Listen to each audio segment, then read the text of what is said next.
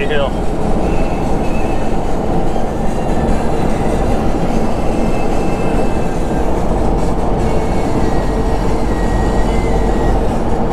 Yep, pretty exciting stuff. Because we don't see palm trees in our parts. Or whatever trees these are. Those are some trees. Those are not very exciting trees though. 1.6 miles. Made it to Lindsay. We stayed in a town called Tulare last night. It's about 20 minutes away from here.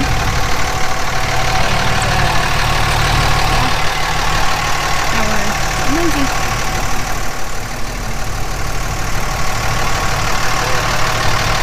Boling early iron. It on here, and because before we used to miter cut them and then put an internal gusset and then grind them out. We figured doing this saved us about 8 to 9 hours per frame. Yeah. And then with how many frames we were doing, we figured out it was saving us one guy's worth of work for 2.5 months. Wow. Because it's on average is about 50 frames, and that's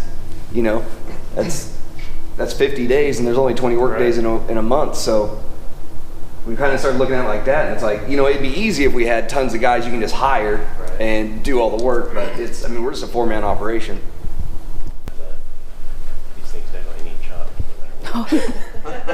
Mm-hmm. Sure. For sure. Yeah. I want one of these. Well, we can sell your Nova and we can start building one. I know.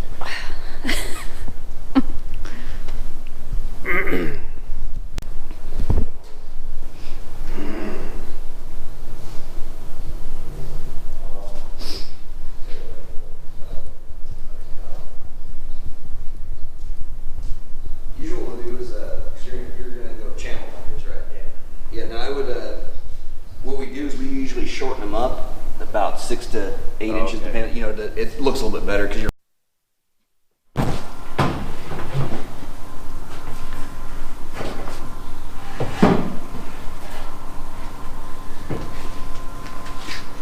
Oh, we're gonna need a red flag. You hang out there a little bit, don't they? Yeah, I don't know if you want to. You just want to throw a couple under the back or in the front. Probably. Well, shit, I don't know. Because you can go. You can also go like, I don't know, or you can do it just a couple in the back and then.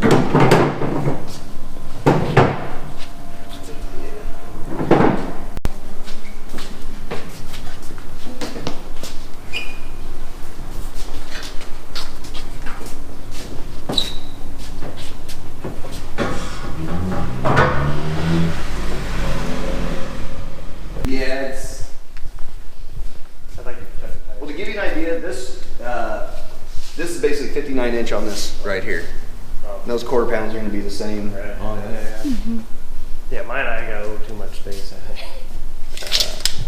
Yeah, it should just be 26 on that. That's tip to tip on the end right there. Okay. Yeah, I guess that's good to know.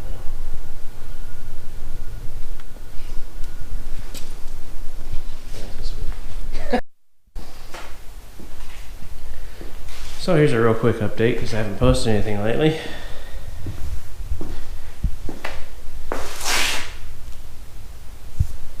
I bought these wheels for some reason because I thought I was getting a good deal on them. I don't have anything to put them on. I put one on Angel's car for fun, and obviously too big, but I was bored. The backs I could make fit when we mini tub it, but there's no way you're fitting a 20 by 9 or whatever this thing is. I thought they were 8.5. They might be 20 by 9. The backs are like 20 by 10 or 10.5. They're nice wheels. They're Bond Speeds. They're billet. Got a good deal on them. They fit perfect on an S10. That's what they were on. So I'll just keep them until in case I get an S10 someday, or hopefully I can find somebody that has an S10. Just because I know they fit perfect on those with it pretty low. Other than that, who knows what they fit, trial and error. I don't have the exact backspace measurements. No, not that I couldn't measure that, but yeah. Anyway, so that's that. And here's the new Model A frame. Got this from Boling Brothers Early Iron. We drove down there. Got this. My buddy picked up his frame. This is a 2-inch sweep in the front, 8-inch in the back. And my buddy Mike's is 12 in the back and 5 in the front. The frame that's on here now is like 10 in the back, 3.5 in the front. So this will sit a little higher, and I'll channel the body over the frame the same amount just so it's level with the bottom of the frame. Going with ladder bars in the back, as you can see. Switching from coilovers to the rear leaf, and I'm going with the split wishbone instead of the radius rods or hairpins or whatever you want to call them. So, pretty excited about that.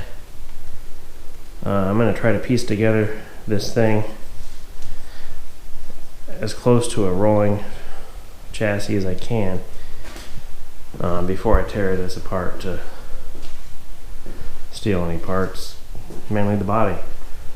Really the only thing I want to use off of this is the body. Definitely not using the rear end. I would like to get a new front axle. This one's fine. It's got crappy chrome on it, as I'm sure most of them do, and it's rusty. I could get this one chromed. Not sure which way I'm going to go. This motor is tired, so it either needs rebuilt. I may rebuild this engine, use it for this, or I may put it in the shoebox and get another engine for this. A lot of this stuff's up in the air at the moment. I can still piece this together. I can get the rear end housing, get the brackets welded on the rear end, buy the front end, get this a roller, do all the brake lines, buy all the brakes, do all that stuff until I need to do the steering, and I'll need to put the body on the floor. This floor on this car is junk. It's hacked together. It's held together with booger welds. The body's welded to the frame. The frame was a homemade stock frame that they Z'd and hacked together, and it's pretty bad. That's why I'm doing this. I want to make a nice car out of this, kind of like taking it from a rat rod to a hot rod. Rat rods are different things to different people. To me, a rat rod is something that's unsafe and garbage. Not necessarily just because it's got patina or rust is it a rat rod. I'm not going to get into that whole argument, but I would say I'm more of a hot rodder than a rat rodder. This won't be a completely traditional car, but I'd like it to be close looking. I'll probably still go with the Vega box. I may do a Ford F100 style box in it. I'm not set on that, but the little amount I drove this car with the Vega box in it seemed to work really good. So, yeah, that'll be a fun project. I'll have to cut the floor out of this, which shouldn't be hard because I think it's held together with Dynamat. And my plan is to strip the body down, you know, from where we didn't, from there down. Fix whatever issues we find, which I'm sure there's going to be plenty. Do the body work, paint it nice. Have the frame, once they get it, you know, I'm gonna have to get the body on, finalize everything, build the car basically, tear it all back apart, have the frame powder coated, and paint the body. My goal is to basically have it look the same as it is now. Chrome suspension, probably powder coated white frame, and either a blue or green color, but glossy. So that's where I'm at with this project. First, I need to put shocks on the shoebox, figure out what's going on with the air ride on that, and get that situated and done. Need to sell the bug. Need to sell these stupid wheels. Need to put heads and power steering on the Nova this winter. And there's always the Mustang notchback project that I need to find a donor for. So apparently I've gotten too many projects, too many cars. I'm not really to the point where I'm worried about it or stressed about it. I just need to pick what I want to work on first. Yeah, so that's where I'm at. The bug I like, but I don't need it and I don't want to work on it. So I'd like to sell it as is. Worst case, I'll fix a few things on it and then sell it.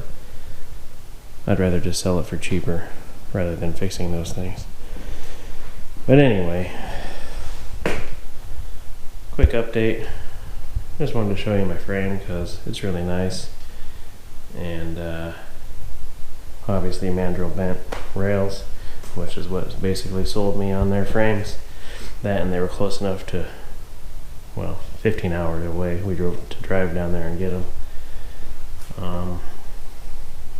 Might have been cheaper to ship them, but it was all about the experience, is what I've been told. So it wasn't too bad. Drove down there one day, stayed the night, picked up the frames in the morning, and came back. And yeah, I couldn't be happier with Boling Brothers. Their frame. Derek, the owner, super cool. Gave us a tour of the shop. Took some video of it, but really cool. So those are my plans.